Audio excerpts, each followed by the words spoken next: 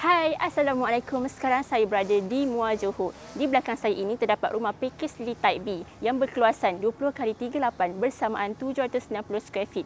Jom saya review rumah ini. Inilah kawasan pos dia, di mana kawasan ini sesuai untuk meletakkan rak kasut. Seperti mana yang korang lihat, tuan rumah memilih pintu 2 daun setengah untuk memudahkan proses pengeluaran dan memasukkan barang. Jom kita review dalam pula. Dalam pakej iHome Lily Type B, kami menawarkan keseluruhan dalaman lengkap dengan tais bersaiz 1x1. Tuan-puan boleh lihat, ini adalah pilihan tuan rumah sendiri. Corak apa dan warna apa.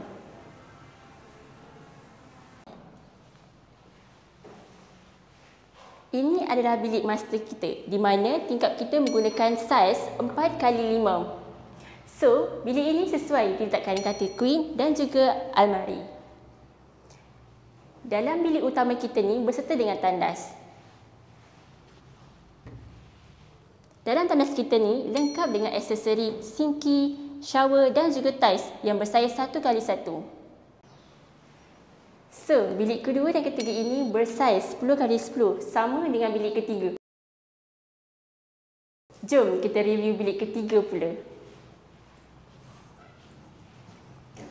Bilik ketiga ini juga sama bersaiz 10x10 dan juga bilik ini sesuai untuk anak-anak dan juga tetamu.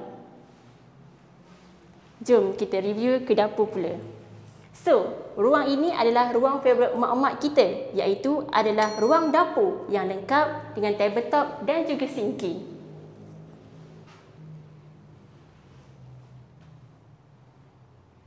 Tabletop kita bersaiz 6x4 dan pilihan tais juga adalah pilihan tuan rumah sendiri. Jom kita ke depan. Inilah bilik air yang kedua, dilengkapi dengan aksesori, shower, sinki dan juga mangkuk tandas. Cantik tak? Kalau cantik, terus hubungi kami. Dan jangan lupa like, comment and share. Jumpa video akan datang. Bye!